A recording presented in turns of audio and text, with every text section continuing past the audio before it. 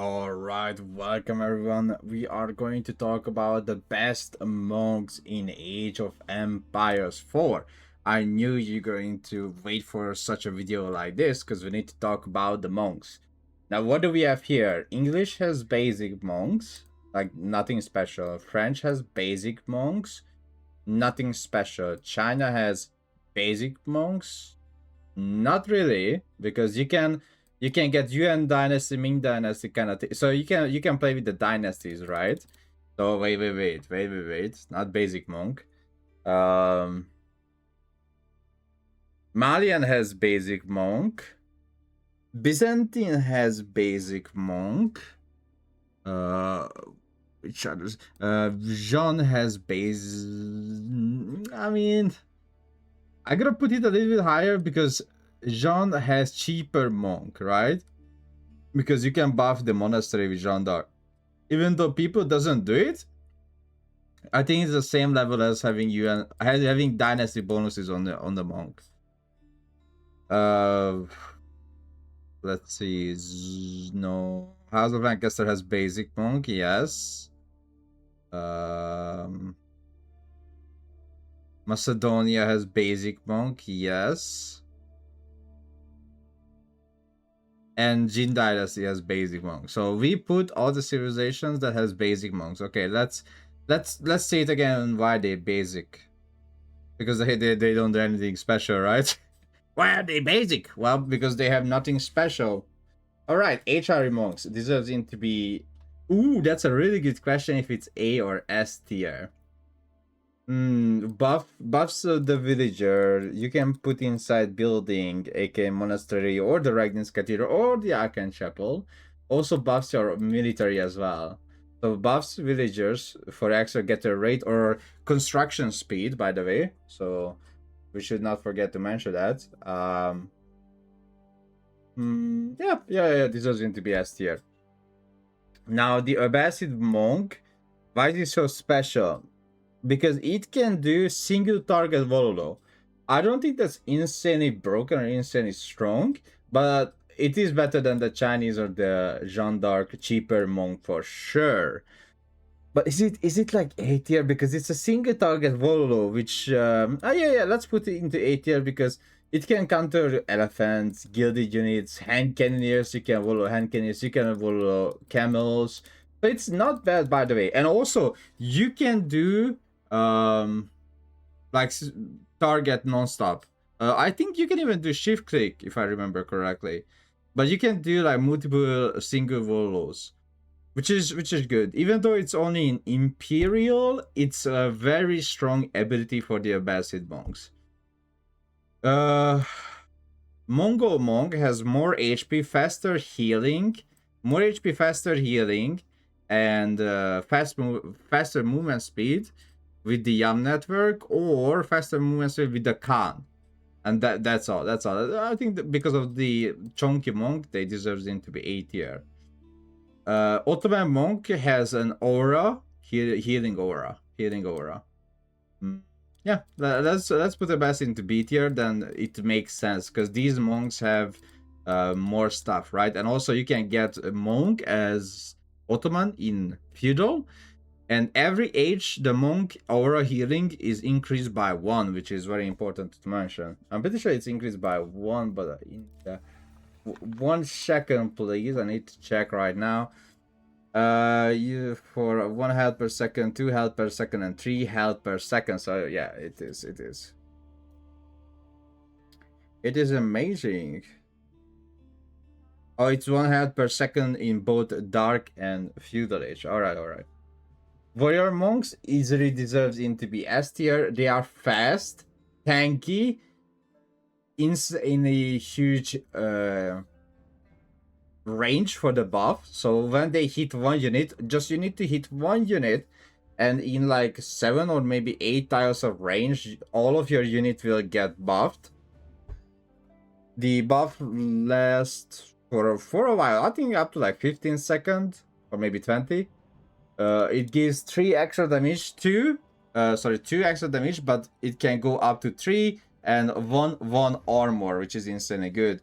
And also they are very, very fast, and they are bringing the relics very, very fast as well. Uh, I don't even need to mention. Delhi monks are fast. They can give you attack speed in Imperial. They are fast. You can make them in Feudal with a discount with Dome of the Fate. They can boost military production as well. So there are like a million things that the Delhi monk can do. I think they are better than the Rus monks, even though they can fight. Shinto priest and Buddhist monk. I think both of them are good and nice. Buddhist monk can put like an a debuff on your units that they do 50% less damage for 1 minute. Or Shinto priest can put relics. I mean, not relics. Oh, I always forgot the name of that little thing. But give me a second. And I can tell you that was the thingy. Yorishiro. Yeah. I always forget Yorishiro. So they can put Yorishiro inside the buildings. Then there are a lot of things with both Mongol and Japanese. They deserve at least to be A tier. They are not as good or strong like the other three Mong, but at least deserve to be A tier. For sure. But now I'm thinking about the healer monk should be in B tier with the singer Wolo monk, but you will see why. Dervishes, they aura heal and fast and tanky, and that's it. So they deserve to be at least A tier. OOTD monks, they do buff 10% extra damage, 1/1 armor, and that's it, right? There is nothing. Wait, there is nothing else with the OOTD monks. So they are like a budget-friendly monk compared to HRE. So I check right now, and the only thing they have a special is the Inspired Warrior, and they cost 100 gold. So it's like a Basset kind of thing. Yeah, it's like a Basset kind of thing. That they have something one special, which is strong, of course, because 10% damage and 1/1 armor. But this guy gives 3 damage, right? Huge aura and insanely tanky and can do DPS as well. To Zushi monks. Now the Zushi monk, they have the bold monk, which is very tanky, fast, cost only food.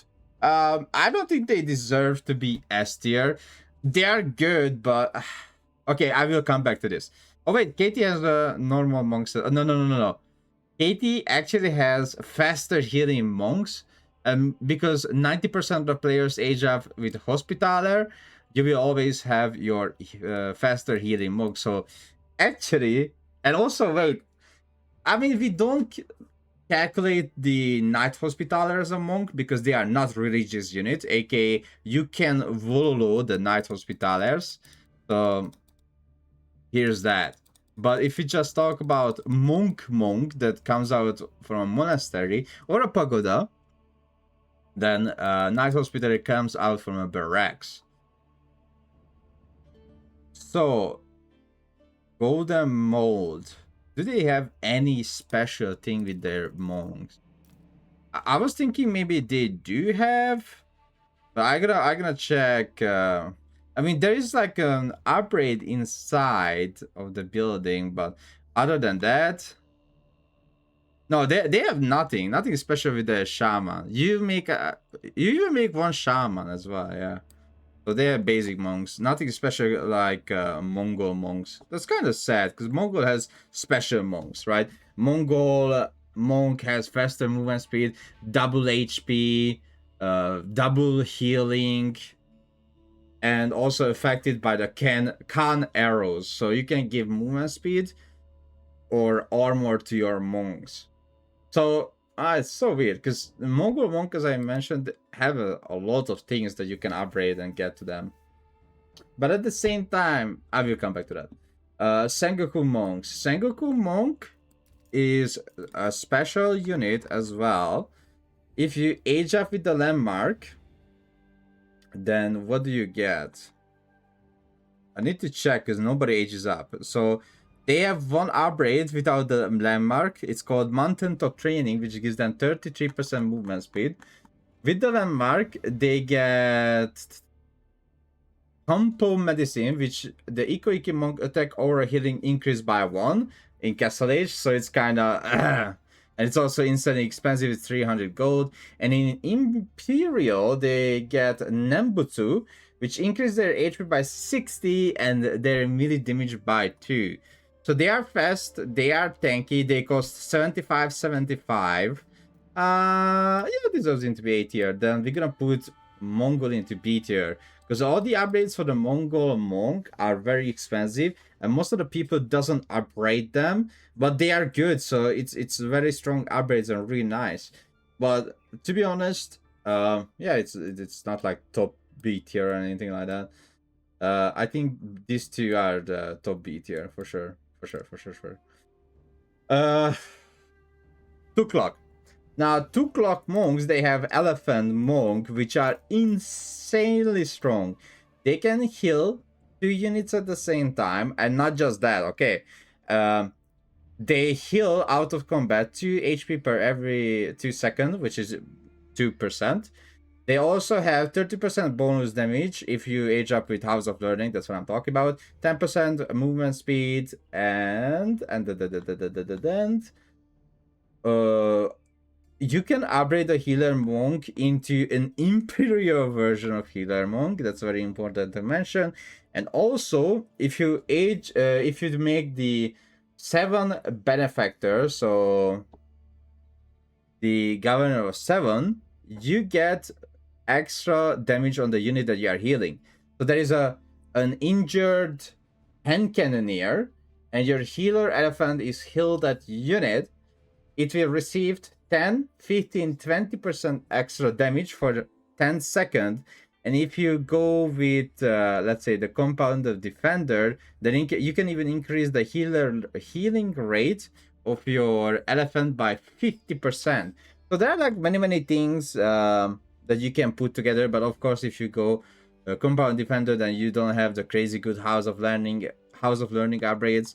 But if you go House of Learning, you can still do the 20% extra damage when you are healing a damaged unit. So, and also they are crazy tanky, and they are slow, but they have insane damage when you have melee infantry. So healer elephant and melee infantry together. I think I had a game where like the healer elephant had like 70 damage, something like that, because I had a lot of infantry around the elephant, and I had like 5 or maybe 6 healer elephant, and I had a bunch of infantry. And also they do splash damage. I forgot to mention they do splash damage. So let's see. Katie faster healing, cheaper dynasties can affect them.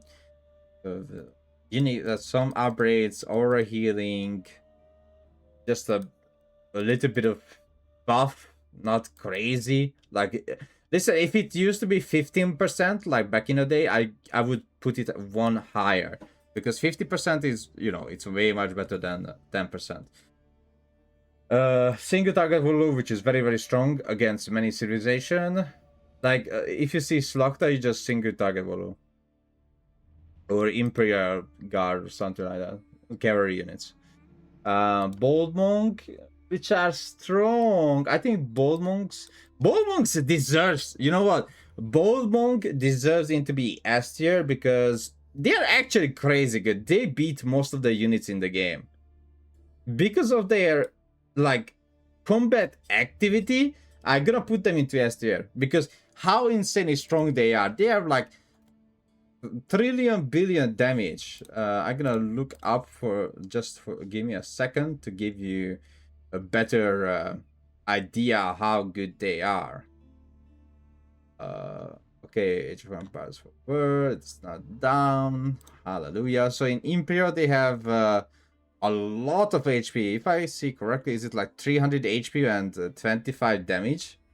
That's insane. And also they have a little bit of melee armor as well. Wow. And also they have more movement speed with the Imperial landmark. So they are not bad. Also, they can reduce the range damage by 50% for like 10 seconds or something like that. Shaolin Monk hardens his body and reduces incoming range damage by 50% for 15 seconds with a 1 minute and 30-second cooldown. Wow. And also they regain health when they are out of combat. So I think the Japanese monks are not broken. It's very, very hard to use them as well. But they are not like crazy, you know, like, oh my god, single of them just gonna change the fight or anything like that. Like, Japanese monks are really hard to play and to play correctly. Yeah, this is good. Yeah, this is perfect. I love it. All right, thank you so much for watching. Thank you so much for listening for my beautiful voice. Oh, I'm not sure if it was you, but anyway, if you have any idea what kind of tier list we should make, let me know in the comment section, and see you guys on the next video. Bye bye.